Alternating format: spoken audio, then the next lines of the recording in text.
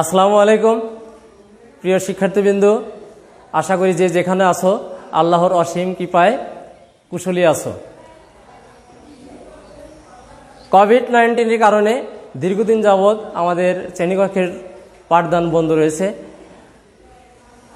তা আসলে এই পাঠদান বন্ধ রাখা যাবে না, দেশের সব কিছুই চলছে। অনেক অভিভাবক মহল থেকে আসছে, পরামর্শ আসছে আমাদের ক্লাস চালু রাখতে হবে, শিক্ষার্থীদের শিক্ষাদানকে অব্যাহত রাখতে হবে। এই জন্য সরকার ব্যবস্থা নিয়েছেন অনলাইনের মাধ্যমে শিক্ষাদান দিতে হবে। আজকে তোমাদেরকে অষ্টম শ্রেণীর গণিত বিষয়ে স্বাগতম। আশা করি যে যেখানে আছো, যে অবস্থা আছো, কুশলী আছো এবং আমার এই ক্লাসটা ভালোভাবে দেখছো। তা আজকে তোমাদেরকে অষ্টম শ্রেণীর গণিত বিষয়ে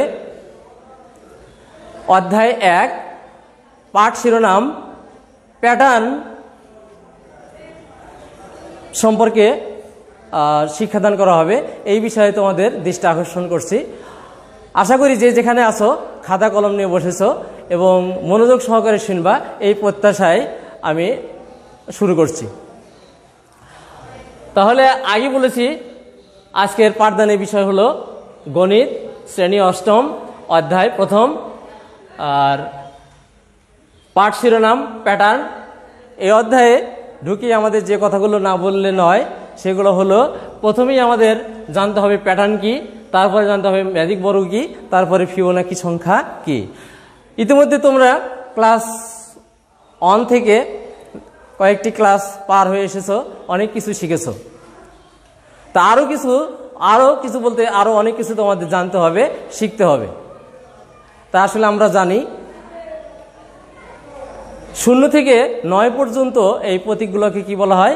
অঙ্ক বলা হয়। আর এক বা একাধিক অঙ্ক নিয়ে যে রাশি গঠিত হয় তাকে বলা হয় হলো সংখ্যা। আরও আমরা শিখেছি, অর্থাৎ তোমরা শিখেছো বর্গ কাকে বলে, যে চতুর্ভুজের 4টি বাহু পরস্পর সমান এবং প্রত্যেকটি কোণ সমকোণ তাকে বর্গ বলে। তা আজকে আমরা ম্যাজিক বর্গর কথা এখানে বলেছি, ম্যাজিক বর্গ শিখব। আর ম্যাজিক বর্গর আগে আছে কি? প্যাটার্ন। তাহলে প্যাটার্ন আমাদের পার্সিয়াল প্যাটার্নের আসলে সংজ্ঞা কি? প্যাটার্ন হলো নির্দিষ্ট পন্থায় কোনো কিছু সাজানো, বিবর্ধিত এবং বিন্যস্ত করাকেই প্যাটার্ন বলা হয়। তা আসলে ম্যাজিক বর্গ আমাদের এই এমনই একটা কি প্যাটার্ন। আর এই ম্যাজিক বর্গের সাথে সাথে আমি আরেকটা লিখেছি, সেটা হলো কি ফিবোনাকি সংখ্যা। ফিবোনাকি সংখ্যা হলো এমন একটি রাশি যেখানে পরপর দুটি সংখ্যার যোগফল তৃতীয় সংখ্যার কি হয়? সমান হয়, একে বলা হয় ফিবোনাকি সংখ্যা। তোমাদের অষ্টম শ্রেণীর বইতে প্রথম অধ্যায়ে উদাহরণে ফিবোনাকি সম্পর্কে বিস্তারিত বলা আছে, যা তোমরা বাসায় বসে দেখলেই সহজেই এগুলো সম্পর্কে জানতে পারবে। এই জন্য এই সম্পর্কে আমি বিস্তারিত বলছি না।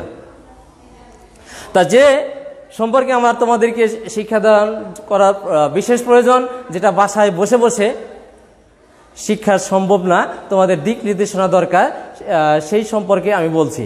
তা সেই সম্পর্কটা হলো তোমাদের এই প্রথম শ্রেণী থেকে সপ্তম শ্রেণী পর্যন্ত পড়েছ, এর মধ্যে হয়তো শোনোই নেই যে ম্যাজিক বর্গটা কি।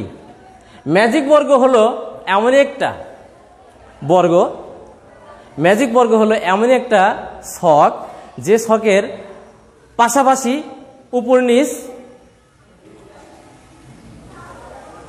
ঘর সংখ্যার সমান থাকে। আরও ম্যাজিক বর্গ বলতে এটাকে বোঝায় যে পাশাপাশি ছকগুলোর যে সংখ্যা থাকে সেই সংখ্যাগুলোর যোগফল, উপর নিচ ঘরগুলোর যোগফল, কোনাকুনি ঘরগুলোর যোগফল একই হয়। তাহলে আমরা সূত্র আকারে লিখতে পারি ম্যাজিক